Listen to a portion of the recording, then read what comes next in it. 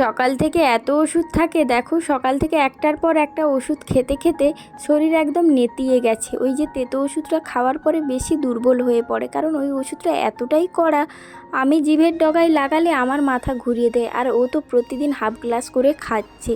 এই যে দেখো গ্লাস বাটি প্লেট সব এই যে চারিদিকে করে রাখা, যে যাই হোক করে ওকে খাইয়ে আমি কোলে, মানে ও আমাকে বলছে আমাকে একটু কোলে শোয়াও, তো শুইয়েছিলাম। একটা দিদিভাই কালকে কমেন্ট করেছিল যে যে বয়সে একটা বাচ্চার চকলেট খাওয়ার বয়স, সেই বয়সে ওই বাচ্চাটা টপ টপ করে ওষুধগুলো খেয়ে নিচ্ছে। মানে সত্যি ওই কমেন্টটা পড়ে আমার এতটাই কষ্ট হচ্ছিল যে সত্যি, মানে সত্যি কথা ভাবলে কষ্ট হয়। যখন ওকে কেউ বলে কি নিয়ে আসবো, তখন বলে আমার জন্য চকলেট নিয়ে আসবে, কারণ ওকে যে ওগুলো আমরা দিতে পারি না, সেই জন্য ভাবে মা বাবা কিনে দেয় না, তাহলে অন্য কাউকে বললে হয়তো এনে দেবে, ওর মধ্যে সেই জিনিসটা ঘোরে। আবার কেউ যদি বলে যে কিনে দেবো, তখন ও আবার বলে না, কুড়কুড়ে খেলে আমার পেটে ব্যথা করবে, চকলেট খেলে আমার দাঁতে পোকা হবে, আমার মাম্মি খেতে বারণ করেছে, এইভাবে লোককে বলে। জানো তো, মানে এই বয়সে এত পাকা হয়ে গেছে, পাকা বলবো না, মানে এত ম্যাচিওর, এত বড় হয়ে গেছে, সেটা মানে বলে বোঝাতে পারবো না। মাঝে মাঝে খুব বিরক্ত হয়, রাগ দেখাই খুব, মানে তখন আমাদেরও মানে খুব বিরক্ত, মানে এত বিরক্ত করে আমরাও রেগে যাই। কিন্তু পরে আবার ভাবি যে ওর এত খিটখিটে, এত বিরক্তির কারণ হচ্ছে এত ওষুধ। আজ 2 বছর 2.5 বছরের বাচ্চাটা যদি সারাদিনে 8টা 10টা ওষুধ খায়, তা সে কি অন্য 5টা স্বাভাবিক বাচ্চার মতো বিহেভিয়ার করবে? সেটা কখনোই করবে বলে আমার মনে হয় না। সেগুলোই মাঝে মধ্যে ভাবি, আবার নিজেকে কন্ট্রোল করতে পারি না, খুব রেগে যায়। মানে রাগটা সত্যি কথা বলতে আমি একদমই কন্ট্রোল করতে পারি না, সেই জন্য ওকে বকে দিই, মাঝে মধ্যে গায়ে হাতও তুলে দিই। অনেকে কমেন্টে বলো যে ওকে একদমই বকবে না। সত্যি তোমাদের ঐশীর প্রতি এত ভালোবাসা দেখে আমি মা হয়ে আমার জীবনটা মনে হয় যেন এখানে অনেক শান্তি পাই, অনেক। তোমাদের এক একজনের কমেন্ট আমার মনটা ছুঁয়ে যায়, আমি মনে অনেক জোর পাই। সেখানেই ভাবি যে যদি 100 জনের মধ্যে 5জন যদি আমাকে আঘাত করা কথাও বলে, তাতে আর কি এসে যায়। আর তোমাদের এই যে এত ভালো ভালো কমেন্ট ঐশীর জন্য, খুব ভালো লাগে গো। তোমাদেরকে সবাইকে রিকোয়েস্ট করব, তোমরা পুরো ভ্লগটা দেখার পর একটা সুন্দর করে কমেন্ট করো। ঐশীর পাশে থেকো, এইভাবে সারা জীবন ঐশীর পাশে থেকো। ঐশীর এই এত বড় যুদ্ধ যেন ঐশী জয়ী হতে পারে, সেটা যেন তোমরা দেখতে পারো, সেইটাই তোমাদের কাছে রিকোয়েস্ট করব। এদিকে চলো, অনেক কিছুই বললাম। এখানে দেখো ঐশীর মামা ওই 5 মিনিট মতো এসেছিল, কাজ ছিল, সেই জন্য এসে জাস্ট জিনিসগুলো দিয়ে চলে গেছে।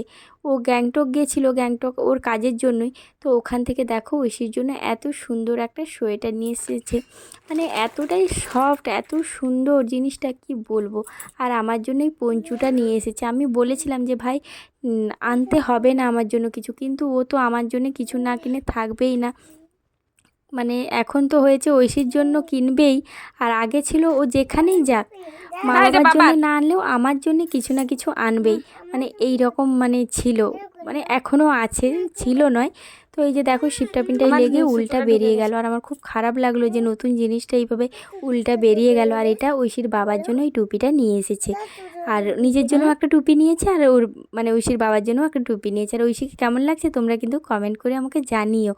আর ওর শরীরটা কোনো মতে খুলবে না।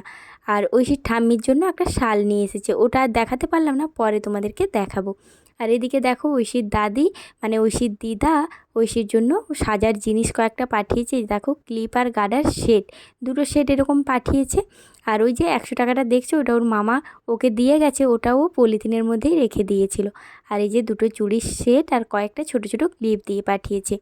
আর ঐশীর মানে মামাবাড়ি থেকেও জামা এসেছে, কিন্তু সেটা ও যখন পুজোর সময় পরবে তোমাদেরকে দেখাবো।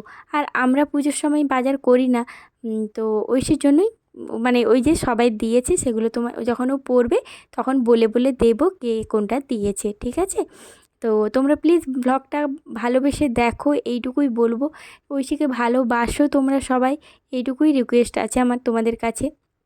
কি বলো তো, ঐশীর এই কষ্ট ভরা মুখ, কষ্টের কান্না দেখে দেখে তোমরা সকলে এতটাই কষ্ট পাচ্ছ, আমি কমেন্টগুলো পড়ি প্রতিদিন, তখন আমারও খুব কষ্ট হয়। মনে হয় যে ঐশীর যখন খেলা করবে, যখন একটু হাসবে, আনন্দ করবে, তখনই তোমাদেরকে ঐশীকে দেখাবো, তাছাড়া দেখাবো না। কারণ সারাদিনই তো কষ্ট পাই, কষ্টগুলো আর কত দেখাবো তোমাদেরকেই, আর কত কষ্ট দেবো। তাই ভাবি যে যেই টাইমগুলো একটু হাসবে খেলবে সেগুলোই না হয় তোমাদের সঙ্গে শেয়ার করব। সেই রকমই দেখো সারাদিনে কাজকর্ম সেরে এখন আমি বিছানাটা গোছাতে এসেছি। মানে পারছিলামই না জানো, মানে সময় হচ্ছিল না, এদিকে ঐশীকে খাওয়ানো এটা ওটা করতে করতে খুব একদমই টাইম পাচ্ছিলাম না। তারপর ভাবলাম বিছানাটাও গোছানো হবে আর তোমাদের সঙ্গেও একটু গল্প করা হবে। সেইভাবেই দেখো বিছানাটা গোছাচ্ছি। আর ঐশী বসে আছে ক্লিপ নিয়ে। তো ঐশী আমাকে বারবার বলছে আমাকে কোলে নাও কোলে নাও। আমি বললাম ঠিক আছে চলে এসো কোলে নেবো। যেই বলেছি সেই দেখবে তড়বড় করে নেমে এসছে। আর আমি বলছি বিছানার চাদরটা একটু চেঞ্জ করে দিই, নোংরা হয়ে গেছে। আর বৃষ্টিও খুব হচ্ছিল, একদিন কাচা হলো, তারপরে ছোট বাচ্চা মানে বুঝতেই পারছো, একদিন পাতবে, দুদিনের দিন 3 দিনের দিনে ও নোংরা করে দেবে। এখানেই পাউডার ফেলবে, খেলবে, আর কি করা যাবে বলো। এখন বললাম যে এসো একটু কোলে নিয়ে নিই। তো চটপট করে নেমে চলে এসেছে কোলে। আমি বললাম একটু কোলে নিচ্ছি, তারপর কাজটা সেরে নিই, তারপর তোমাকে এবারে স্নান করাবো, খাওয়াবো, আর ঐশীর চুলটাও কাটতে হবে। তো ভাবছিলাম আজকে একবার নিয়ে যাব।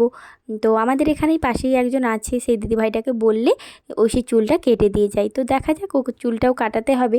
আর এখানে দেখো বিছানার চাদরটা নিয়ে নিয়েছি, আর ওটা আমি এখন বিছানায় পেতে দেবো আর ওটা সরিয়ে দেবো।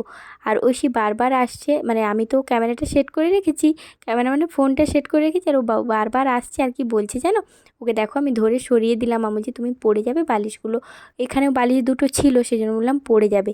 তো ও আবার এসেছে আর আমাকে বলছে দাঁড়াও আমি বন্ধুদের সঙ্গে একটু কথা বলি। আবার জিজ্ঞাসাও করছে কেমন আছো তোমরা, কি করছো, এই রকম করে যাচ্ছে জানো।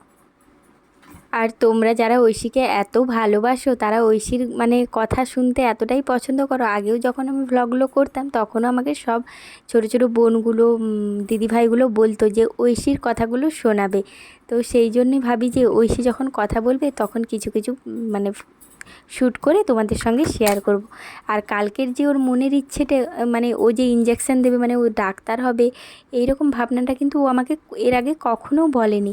কালকে যখন ভিডিওটা করছিলাম তখন যে ও ওই কথাটা বলবে আমি না ভাবতেই পারিনি, ওর মনের মধ্যে এই চেপে রাখা কথাটা। তোমরা সকলে আশীর্বাদ করো যেন ওর মনের ইচ্ছে পূরণ হয়, ও যেন একদিন বড় হয়ে খুব ভালো একটা ডাক্তার হয়। এবারে বড় হয়েও যেটা হতে চাইবে ও সেটা হবে।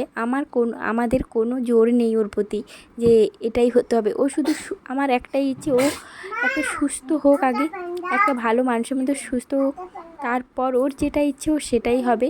পড়াশুনো করবে, ভালো থাকবে, এটাই তো একটা সব বাবা মার ইচ্ছে, তাই না? তো ওর মনের ইচ্ছে এটুকুই বলবো যেন পূরণ হয়, ভগবানের কাছে দিনরাত প্রার্থনা করি ও যেন একটা সুস্থ স্বাভাবিক জীবনযাপন করে।